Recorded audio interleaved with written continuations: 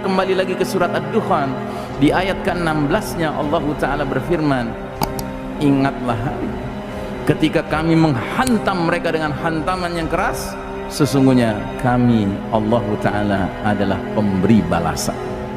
Jadi Dukhan ini disebabkan oleh hantaman keras yang datang dari langit. Dalam bahasa surat At-Tur, Allah menggunakan kalimat kisfan minas sama'i saqiton, bongkahan-bongkahan batu berjatuhan dari langit. Kalau dalam bahasa hadisnya, bintang berekor jatuh di bulan Ramadan. Kalau dalam bahasa modernnya, meteor, ya. Jadi meteor akan jatuh menghantam planet kita ini. Planet kita ini diciptakan Allah, ada perisainya Pak, tamengnya, namanya lapisan atmosfer. Menurut para ilmuwan, di jagat raya kita ini Pak, berseliweran di sekitar planet bumi kita ini, meteor-meteor yang ukurannya raksasa, besar sekali, yang kalau satu saja melintas dan menabrak planet kita ini, itu dahsyat.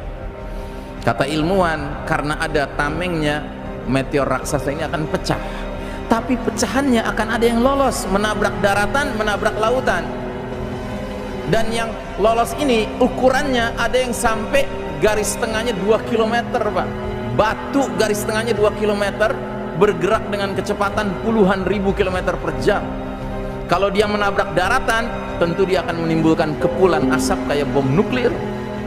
Tetapi bom nuklirnya berlipat-lipat kali dari bom nuklir biasa. Makanya cendawan asapnya itu akan meluas sampai menyelimuti seluruh wilayah timur dan barat, kata Nabi. 40 hari 40 malam kita hidup dalam kegelapan. Itulah peristiwa Ad-Dukhan. Sementara bongkahan-bongkahan yang jatuhnya di laut, di samudra, menimbulkan apa Pak? Tsunami.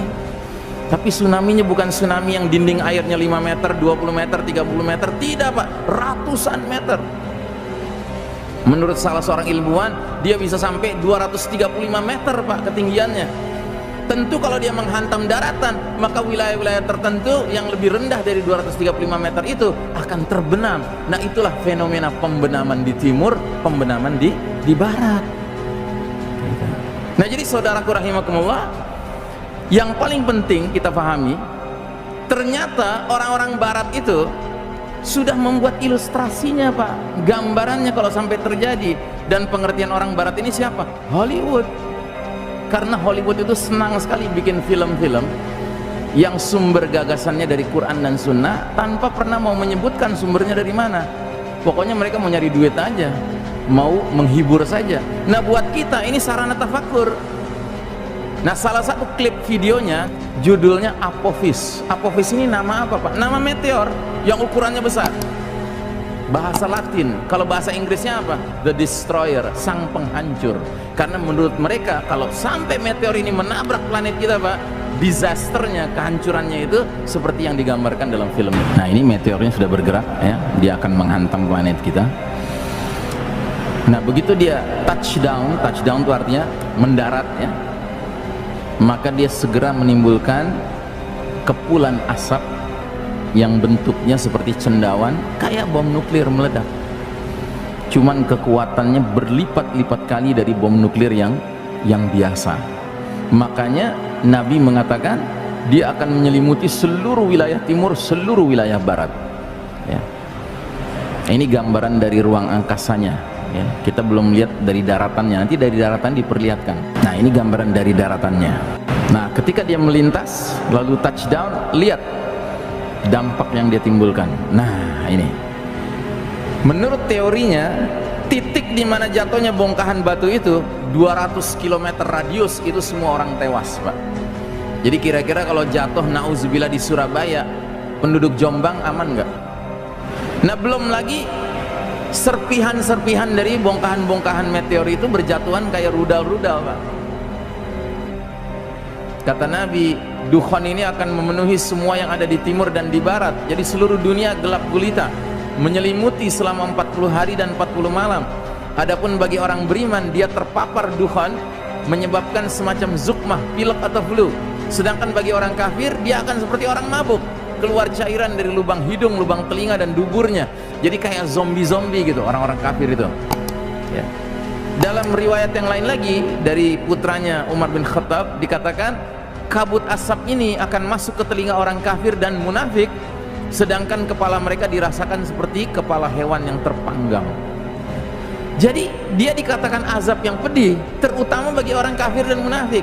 Kalau bagi orang beriman, dia mengalami kesulitan juga, tetapi kesulitannya sebatas pilek, flu. Bayangkan.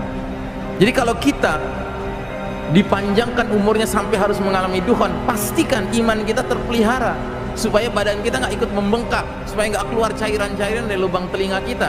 Karena itu azab bagi orang munafik dan orang kafir.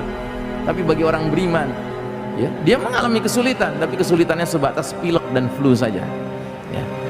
Nah, yang lebih penting lagi adalah mengantisipasi dampak dari hantaman keras serta dukhon ini. Yang pertama yang akan muncul adalah vast continental landslides, pembenaman bumi berskala benua. Ya, jadi bayangkan kalau ada bongkahan batu yang jatuhnya ke tengah-tengah Samudra Pasifik, tentunya ada mega tsunami bergerak ke kanan, menghantam wilayah barat, Amerika Utara, Amerika Selatan, dan ada yang menghantam ke kiri, menghantam wilayah Asia Timur. Sehingga pembenaman di timur dan pembenaman di barat kita khawatirkan akan mencakup wilayah seluas ini, Pak. Jadi wilayah yang akan terbenam di sebelah timur nantinya adalah wilayah Rusia bagian timur, China, Jepang, Vietnam, Kamboja, Filipina, Malaysia, Australia, Selandia Baru, dan negeri ini nih, Pak. Ini negeri apa nih? Ya kan? Ini akan terbenam. Tidak bermaksud menakut-nakuti ya, cuma ini logikanya saja. Kita berpikir logikanya saja.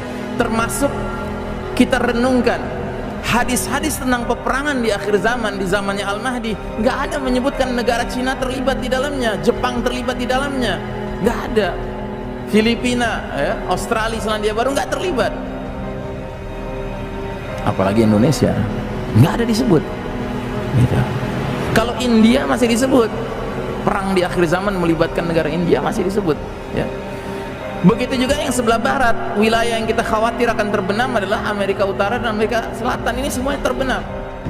Makanya tidak ada satu hadis pun menyebutkan di akhir zaman ada perang lawan Amerika, nggak ada. Ya jelas nggak ada dong Ustadz. Nama Amerika kan belum ada di zaman Nabi. Oh enggak. Ada hadis tentang peperangan antara kaum muslimin dengan kaum Yahudi.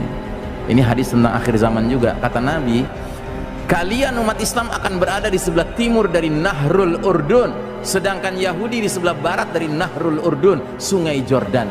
Yang pada masa itu tidak ada seorang sahabat pun yang ngerti Urdun itu di mana. Nggak ada yang tahu.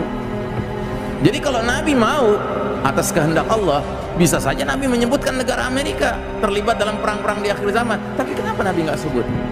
Jangan-jangan karena wilayah ini sudah terbenam.